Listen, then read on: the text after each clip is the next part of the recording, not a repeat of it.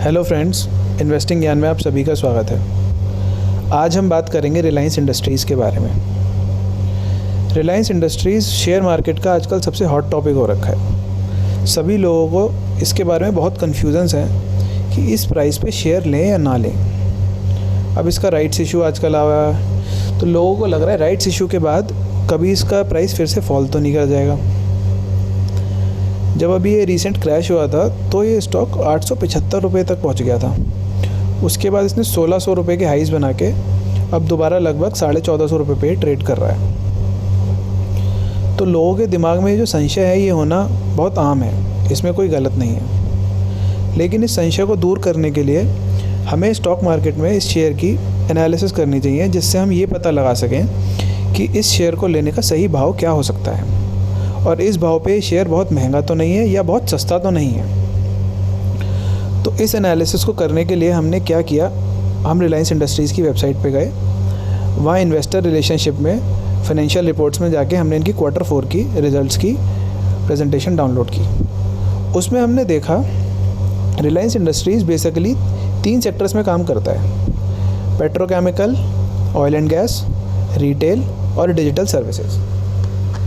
Digital services वो sector है जिसमें जियो आता है। रिटेल वो सेक्टर है जिसमें इनके Reliance trends, Reliance jewellery, Reliance footprint और रिलायंस के फ्रेश, और अभी इनका जो फेसबुक के साथ डील हुई है जिसके बाद ये रिलायंस डी मार्ट चालू करेंगे, जिसमें किराना स्टोर्स के थ्रू व्हाट्सएप से पेमेंट और डिलीवरी करेंगे, वो सब रिलायंस रिटेल में आता है। Petrochemical and oil and gas आप सभी को पता है क्या है। अब रिलायंस इंडस्ट्रीज़ का सबसे ज़्यादा प्रॉफिट इनके petrochemical and oil and gas से ही होता है, जिसकी फ़िगर फाइनेंशियल ईयर 20 के लिए लगभग 55,000 करोड़ है। रिटेल की फ़िगर्स हैं 9,600 करोड़ और डिजिटल सर्विसेज की फ़िगर है 22,500 करोड़। अब अगर इन फिगर्स को हम इनके प्रीवियस ईयर फिगर्स से कंपेयर करें तो पिछले साल ऑयल एंड गैस के सेक्टर से इनको 65,000 करोड़ का फ़ायदा था, जो इस साल घट के 55,000 करोड़ रह गया है, लगभग 15% की गिरावट। लेकिन अब भी ये प्रॉफिट्स में, इनके अर्निंग्स में सबसे बड़ा भागीदार अभी भी ऑयल एंड गैस ही है। यही दूसरी तरफ हम रिटेल को देखें तो इसकी फ़िगर पिछले साल 6,200 करोड़ से बढ़कर 9,600 करोड़ पहुंच गई है, जो कि 55% का इंक्रीमेंट है। इसी तरीके से डिजिटल सर्विसेज को अगर हम देखें तो 15,300 करोड़ से बढ़कर 22,500 करोड़ हो गया है, जो कि 46% का इंक्रीमेंट है। और अगर हम इनका अब ये जो डिजिटल और रिटेल वाले को ऐड कर दें तो ये कंज्यूमर प्रोडक्ट्स के पूरा जो सेक्टर है इसमें इनका 49% ग्रोथ और प्रॉफिट्स होया। तो इससे हमें पता चलता है रिलायंस का ऑयल वाला जो बिज़नेस है वो तो घट रहा है और जो इनका कंज्यूमर वाला बिज़नेस है वो बहुत तेज़ी से बढ़ रहा है। आप यहाँ देखो 49% की ग्रोथ है, लगभग कंपनी का साइज़ 1.5 गुना हो गया है, जो कि छोटी मोटी बात नहीं है इतने बड़े साइज़ की कंपनी के लिए। अब इसी चीज़ को अगर हम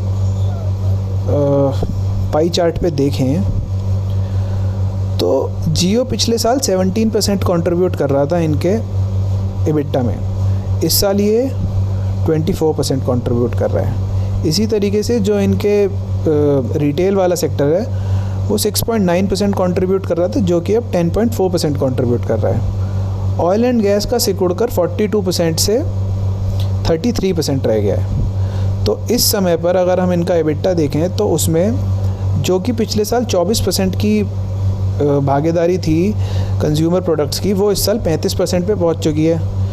और इसी रेट से अगर बढ़ती रही तो अगले साल ये 50% क्रॉस कर जाएगी, यानी कि कंपनी की 50% earning he oil and gas से होगी और 50% अर्निंग इनके कंज्यूमर प्रोडक्ट से होगी, यानी जियो और रिटेल से होगी।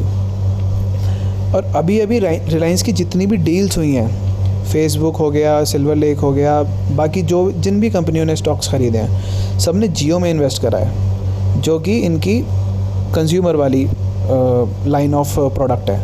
और वहीं इनकी जो एक सऊदी की ऑयल कंपनी अरामको के साथ पेट्रोलियम में डील होने की बात थी, वो पेट्रोलियम प्राइसेस क्रैश होने के चक्कर में डिले हो गई है या कैंसिल हो गई है, उसके बारे में कोई क्लियर न्यूज़ अभी नहीं है। तो इसी को देखते हुए अगर हम इसी रिपोर्ट में आगे देखें, या पहले हम रिलायंस का चार्ट देखते हैं। रिलायंस का शेयर आप यहाँ देखिए, 2008 में जब पिछला मार्केट क्रैश हुआ था उससे पहले लगभग 500 रुपये पे ट्रेड कर रहा था, गिर के ये लगभग 250-300 रुपये पे गया, उसके बाद रिकवर होके वहीं 500 रुपये पे आ गया। उसके बाद 2009 से लेके 2016 के एंड तक ये शेयर 500 रुपये पे ही ट्रेड कर रहा था। मतलब ये शेयर लगभग 8-9 साल तक एक ही रेंज में ट्रेड कर रहा था। उसके बाद ऐसा क्या हुआ कि ये शेयर एकदम से 500 रुपये से सीधा 1600 रुपये पे पहुंच गया। इसको देखने के लिए हम इनकी फाइनेंशियल रिपोर्ट पे दोबारा चलते हैं। इस फाइनेंशियल रिपोर्ट के पेज नंबर 70 पर जब हम देखते हैं, ये देखिए सितंबर 2016 में लॉन्च हुआ जियो। कंपनी का पी रेशो उस समय था 14। अगले साल वो पी रेशो बढ़ के हो गया 17। उसके अगले साल वो पी रेशो बढ़कर हो गया 19.7। इस साल ये पी रेशो बढ़कर आ चुका है 20.4 पे। एस्टिमेटेड है लगभग इतना ही आएगा। तो इसका मतलब कंपनी का पी रेशो जियो के आते ही बहुत ही ड्रास्टिकली चेंज होने लग गया, जो कि 2015 और 16 में अगर आप देखोगे तो 11.4 और 11 कोई चेंज नहीं था, और जियो के आते ही ये पी रेशो बढ़ता चला गया और अब कंसिस्टेंटली 1, 2, 3, 4 साल से बढ़ता ही जा रहा है। तो इससे हमें ये तो दिख ही रहा है कि रिलायंस अब एक ऑयल एंड पेट्रोलियम कंपनी से चेंज होकर कंज्यूमर कंपनी बनती जा रही है। तो इसी तरीके से अगर हम कंज्यूमर कंपनीज़ के पी रेशो देखें तो रिटेल सेक्टर की एक इंडिया की जानी मानी कंपनी है डी मार्ट। इसका पी रेशो आज की तारीख में 172 है, 172। और इस सेक्टर का पी रेशो भी 39.99 यानी कि 40 के आसपास है। और रिलायंस का अभी पी रेशो क्या है? रिलायंस का अभी पी रेशो है 22.79। मतलब अगर ये पी रेशो बढ़कर सेक्टर के पी रेशो के पास भी पहुंच गया तो आप अंदाज़ा लगा सकते हैं रिलायंस के स्टॉक का प्राइस यहाँ से जस्ट डबल हो जाएगा, जो कि लगभग 3000 रुपये के आसपास है। तो ये था हमारा एनालिसिस रिलायंस इंडस्ट्रीज़ के बारे में। अगर आपको वीडियो पसंद आया हो तो वीडियो को लाइक करना और चैनल को सब्सक्राइब करना ना भूलें। इसी प्रकार के और कुछ अच्छे वीडियोज़ लेकर हम आपके सामने आते रहेंगे। धन्यवाद।